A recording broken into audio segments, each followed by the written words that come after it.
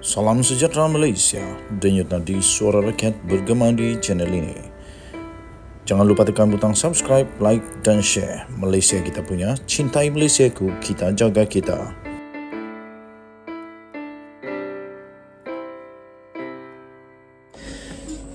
Salam sejahtera Malaysia, denyut nadi suara rakyat terus bergema di channel ini. Anwar Ibrahim, seorang Perdana Menteri yang sederhana, yang humble, tak ada perasaan berdendam terlebih-lebih. Tak ada perasaan yang nak aniaya. Nak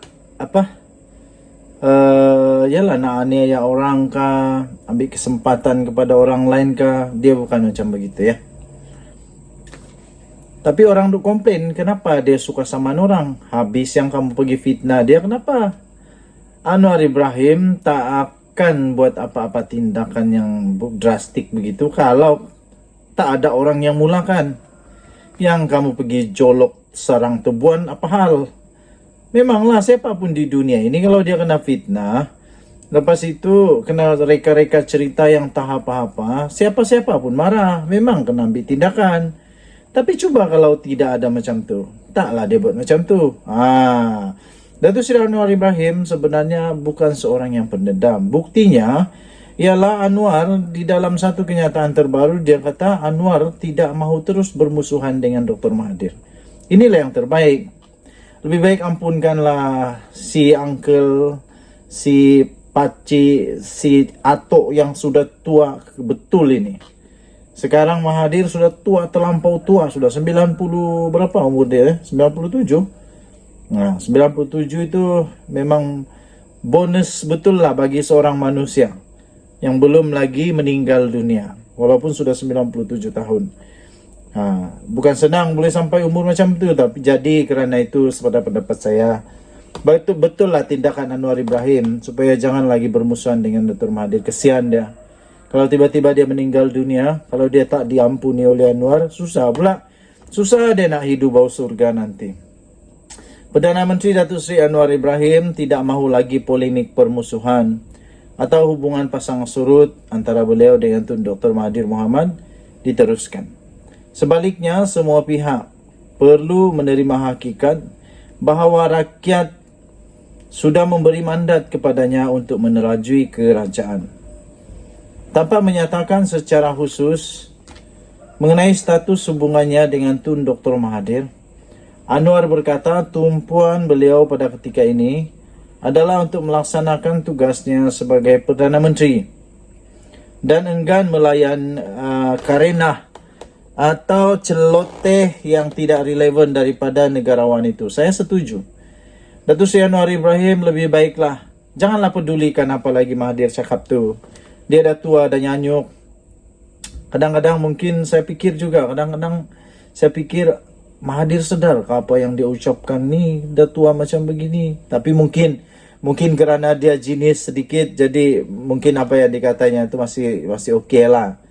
Okey, jadi seterusnya kata Anwar Ibrahim, belum ada apa-apa hubungan situasi terkini antara saya dan beliau.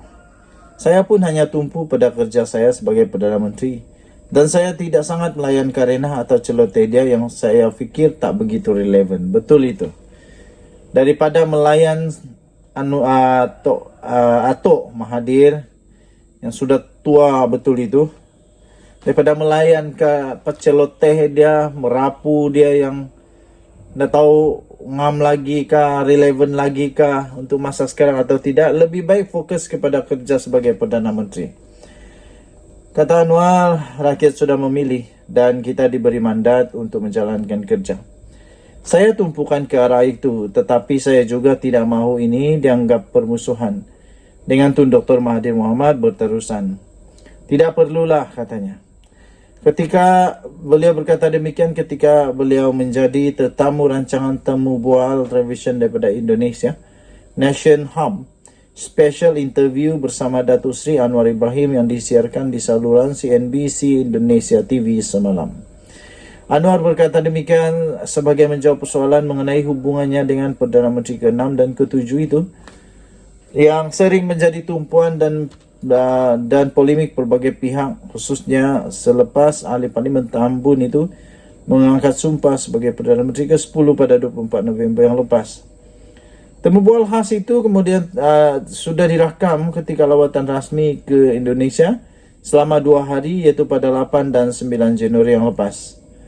Sementara itu ditanya mengenai suasana politik di Malaysia pula, Datuk Seri Anwar Ibrahim mengakui keadaan politik di negara ini sangat berbeza jauh dengan Indonesia dan beberapa negara lain kerana permusuhan politik Malaysia disifatkan sebagai terlalu tajam yang mungkin disebabkan warisan cara kepimpinan daripada Tun Dr. Mahathir Mohamad. Katanya siapa yang tidak mendukung Tun Dr. Mahathir dianggap musuh. Dan situasi ini permusuhan politik yang tajam berkembang sehingga kini katanya.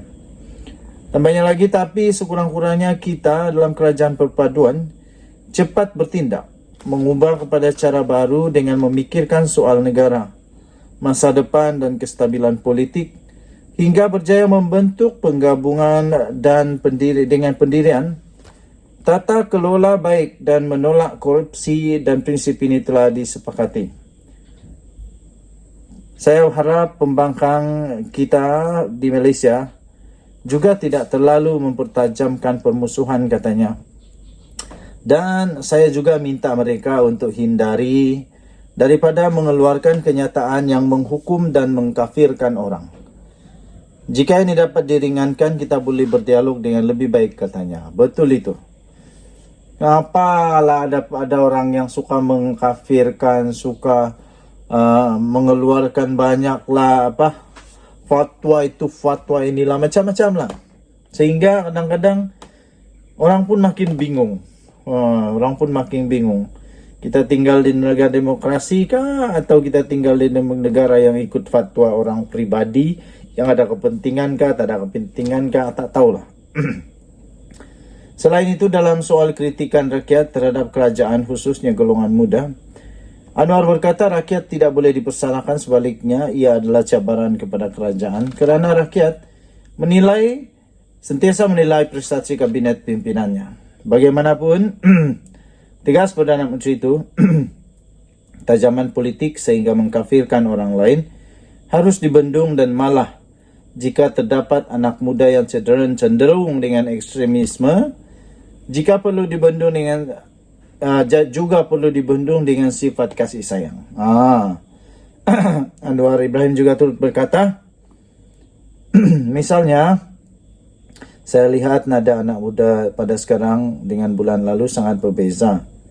Artinya mereka mengamalkan sikap terbuka dan tidak terkongkong dengan pemikiran yang jumud atau konservatif, dan mereka juga menilai kita, katanya lagi. Dan Nadi, suara rakyat bergema di channel ini. Jangan lupa untuk tekan butang subscribe, like dan share. Malaysia kita punya, cintai Malaysia aku, kita jaga kita. Jangan lupa untuk tekan butang subscribe, like dan share. Bye-bye.